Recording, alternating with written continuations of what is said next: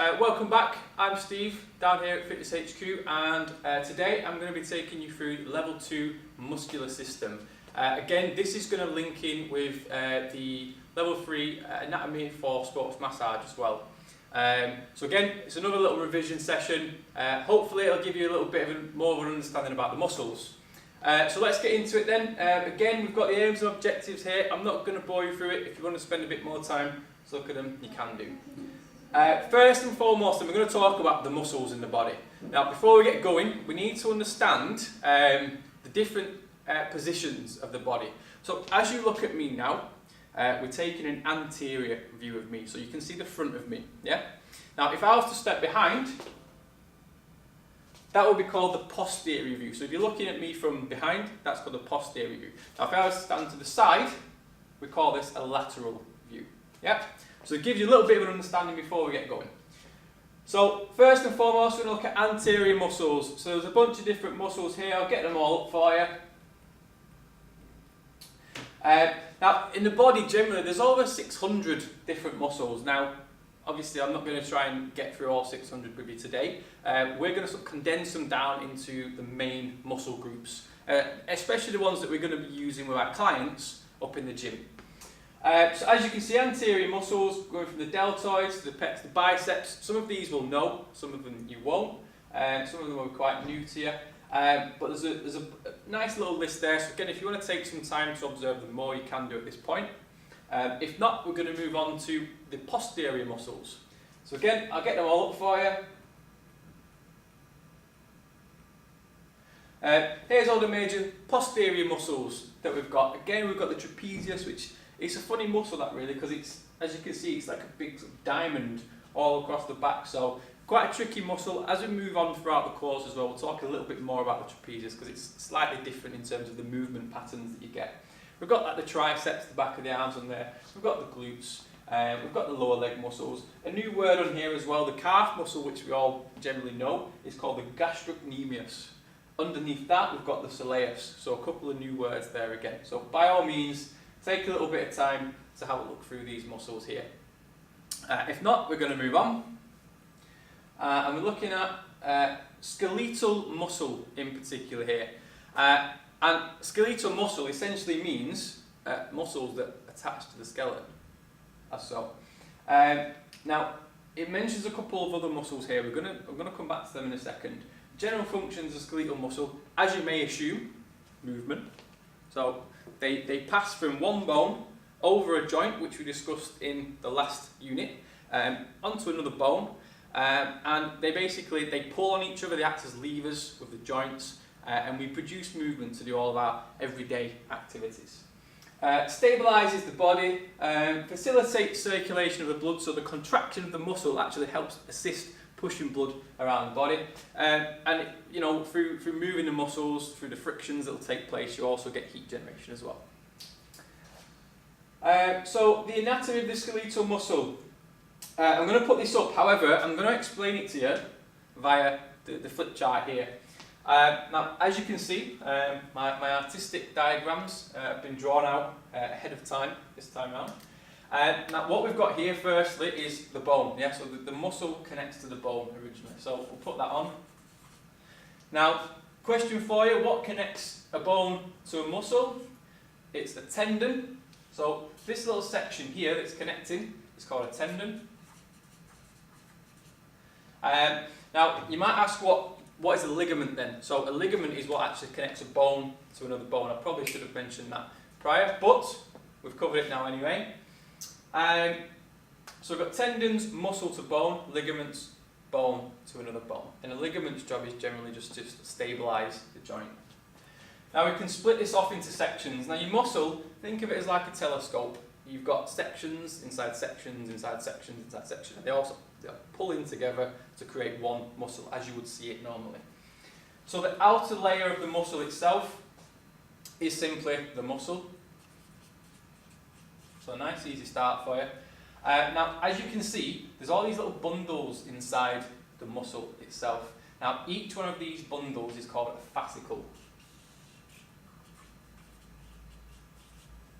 So So it's called a fascicle, and you know, the bigger the muscle, the more you have of these as well. And you can have, you know, thousands and thousands of individual fasciculi, for plural, inside the muscle. The bigger the muscle, the more you have. Now, every single fascicle, as you can see, has thousands more. I can't draw thousands up here, but you can see little fibres inside each and every fascicle. Now, these are called the muscle fibre.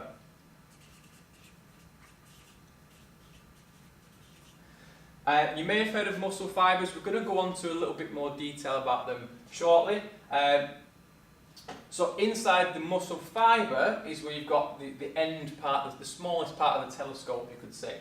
Got this section here, and inside it you can see we've got some smaller little sections as well. So the actual section is called the myofibril or myofibril.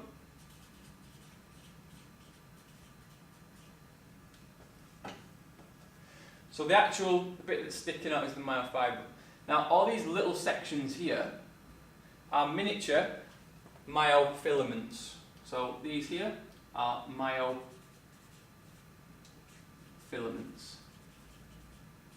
Going off the board a little bit there. And you'll see all the words coming up on here in a second if you can't really see these. So that's each section of the muscle. Now, in order for each section to stay where it is and to not sort of fall apart and go everywhere in the muscle, each layer has what I like to call a skin on it. So the outer layer muscle, the way I tend to try and remember this one is I think epi, peri, endo. Reason being it sort of runs well off the tongue. So we've got epi, peri, endo. And at the end of them, it's mycium. So anything with that myo generally related to muscle. So we've got epi, mycium, peri, mycium,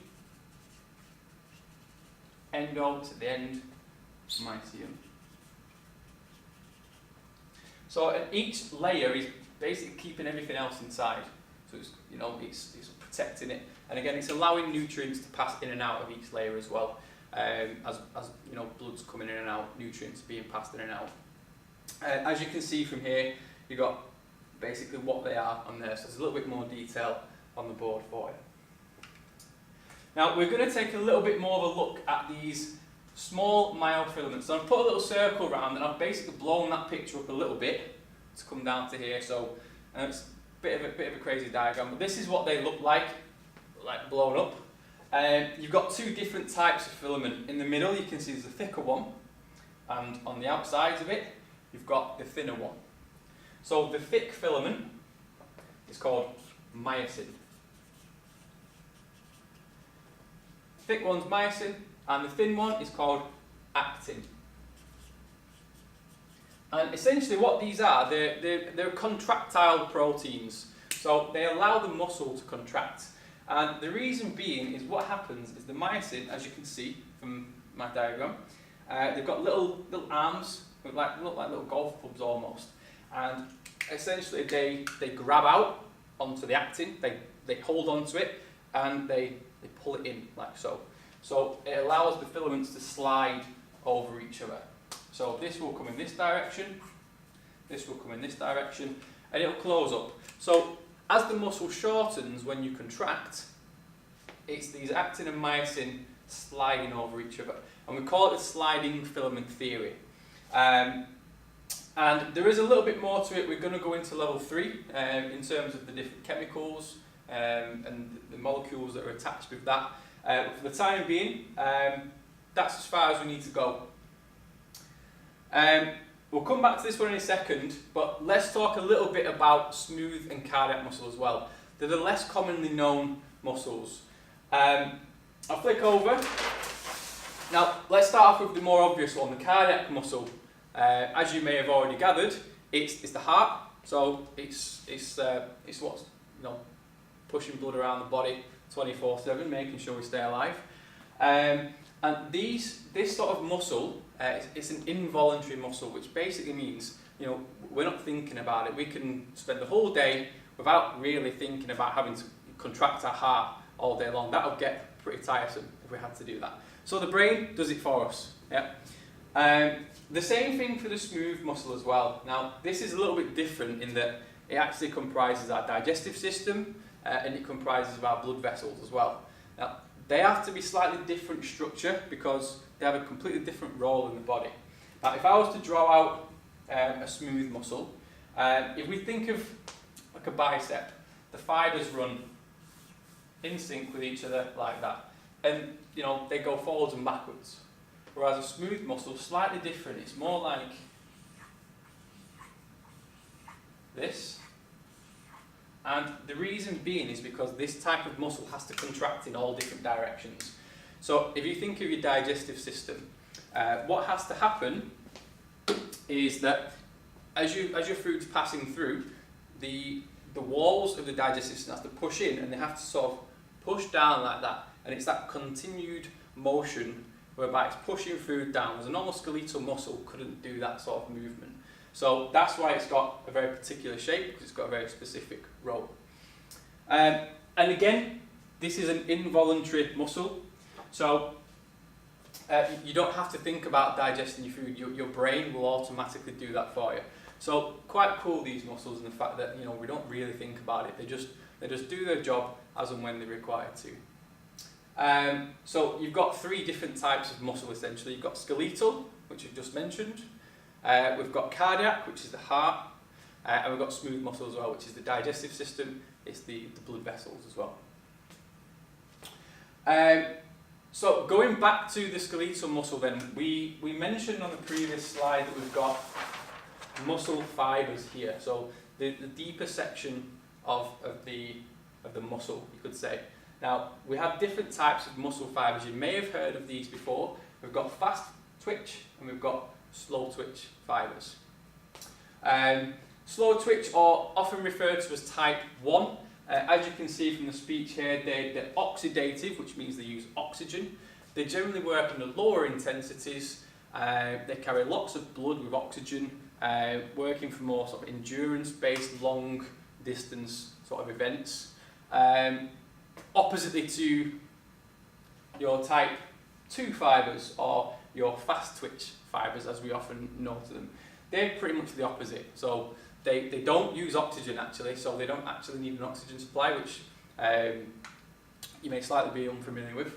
And what they do, they work under higher intensities. So they don't really last that long because they don't use oxygen. Naturally, they're going to run out of steam pretty quick. So high intensities, explosive-based movements. And the way I like to think about this is, think of someone who's really, really fast. We're all probably thinking Usain Bolt. So if you look at his characteristics, he's large, he goes over a 10-second distance, it's very, very explosive. Yeah, he's not really going to be using oxygen over them 10 seconds. Where if you think someone who's a bit slower and does more endurance events, we generally think Mo Farah as an example. So if you look at his body type, he's much slimmer. His body's catered for running long distances, however, it's at much lower intensities. So naturally, Mo Farah is going to need a lot more oxygen, we need a lot more red blood cells that carry the oxygen. And inside the muscles themselves, we need a little cell called mitochondria, which we will talk a little bit more about as we move into the energy systems and the circulatory system. Now, we've got what's called type 2A fibres as well. Now, you could almost say these are like the intermediate fibres. So they can actually take characteristics of a type 1, depending on the training, or a type 2. But they have their own set of characteristics in that they're very good at being adapting to the sort of training that you're doing. And what we can do is you can put these three into a bit of a table with characteristics. And like I said, the type 2As here sort of depends on your training really. So if you was going to start sprint training, for example, these intermediate fibres will go and sort of take characteristics of your fast twitch type 2B fibres. If you was to do more endurance based events, they would go more towards the slow twitch fibres. And that's pretty much it in terms of the muscle fibre types really. It's quite a good example to get people in your head and visualise it in that respect. So moving on from muscle fibres then, we're going to look at muscle movement. So different types of muscle movement. So as you can see here, we've got different types of contraction, and we can split it into three categories really. We've got isotonic, which is what most of us will be using when we're in the gym. So an isotonic contraction is when a muscle is generally contracting with a movement. And we can split it into two phases, the concentric contraction and the eccentric contraction. So the way I like to think about it is concentric is usually, if you're thinking from gym terms, the positive phase or the effort phase of a movement in the gym. So it's the effort or the positive phase. So let's take a bench press as an example. It's the push, isn't it? So that's going to be the concentric contraction. So if you think about the muscles being worked, we've got the chest, we've got the triceps. They're going to concentrically contract to push the bar up. So they're going to shorten as they push back up. Whereas the eccentric is the opposite phase where the muscle lengthens. Now, a lot of people get confused with the eccentric contraction because it's still contracting. It's not relaxing. So if it was a relaxing, you'd see the gym fails where the bar just falls straight onto your chest, and you end up in a bit of an awkward situation. So the muscle has to eccentrically contract to lower the bar down under control, and it doesn't switch off. So we've got the eccentric, which we often call the negative phase.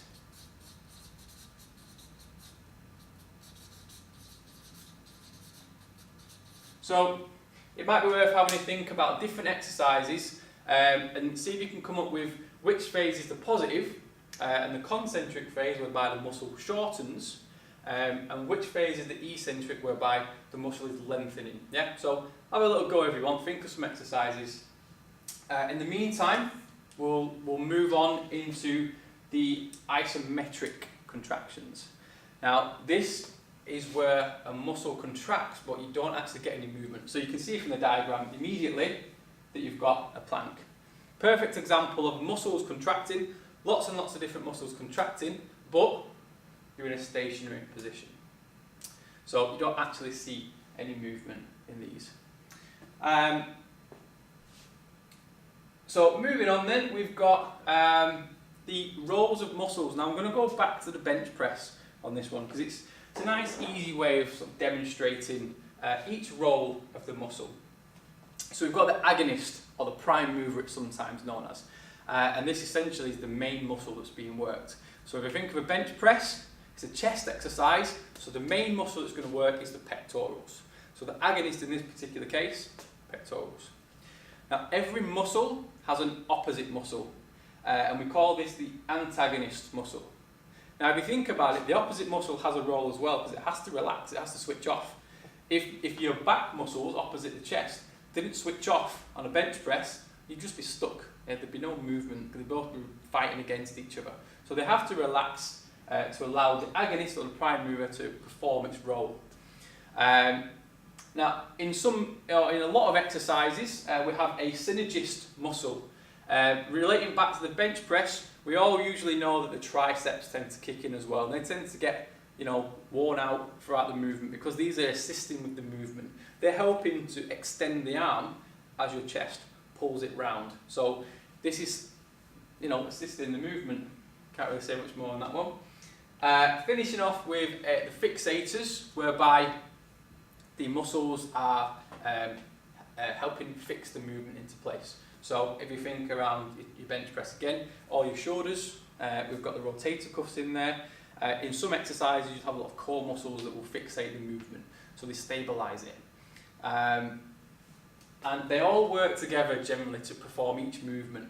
Now, you can break exercises down into two types of sports. You've got a compound movement, which essentially means where two or more joints are working together. So a bench press class as a compound movement. We've got an isolation where it's just one joint moving, so like a bicep curl as an example. Now, if you're doing an isolation, there's not really going to be many synergists or fixators in some cases because it's just a fixed movement whereby there's not many muscles working. So sometimes you've got to think, is it compound? Is the multiple joints working? Or is it isolation whereby there's literally only one joint and one muscle performing its role? So again, you can have a go, pick a few exercises off the top of your head, see if you can come up with each of the 4 roles. Pick a couple of upper body, maybe a couple of lower body, have a go, see how you get on. Now, linking in with the muscles, like I said before about the opposite muscles, each muscle has an opposite. So if you're working the chest, you know, the back's going to be opposite, biceps, triceps are going to be opposite. Another little task you can have a go at is to pair muscles up. So which muscle produces the opposite movement? So easy example is the bicep and the tricep perform opposite roles. Have a go from those major muscles that we covered earlier on in the topic to see if you can pair each one up in terms of the roles that they perform and the opposites that they do. And from that we'll move on. There's another sort of reminder here, a bit of a recap about the skeletal muscle itself. If it's not quite stuck in yet, there's another nice diagram there. Not sure which one compares better. And then also you've got your myofibril structure as well. So my diagram's pretty good. It's not far off. And then again, your sliding filament theory. So there's a little video here whereby you can see what happens. Yeah, so they slide over each other from them myosin. It's quite a nice little diagram that actually. Finishing off then, a quick little recap on the planes of movement. So we mentioned we've got compound movements, we've mentioned the opposite muscles. Now every movement generally tends to work in a plane. So we've got the frontal plane, so you can see it from the front. We've got the sagittal plane, where essentially you can see it from the side. We've got the transverse plane where essentially you can see it from the top, so like a rotational. We're going to talk more about planes though as we get into level 3. Just because it is more of a complex topic, there's quite a lot to it, and we're going to start putting exercises together that will actually work in different planes. And that pretty much sums up the muscular system. So again, next slide, we've got a few quiz questions for you, a bit of a recap, see what you've learned from the session. By all means, go back throughout the slide. Here you are, have a go at these 5 questions, see how you get on.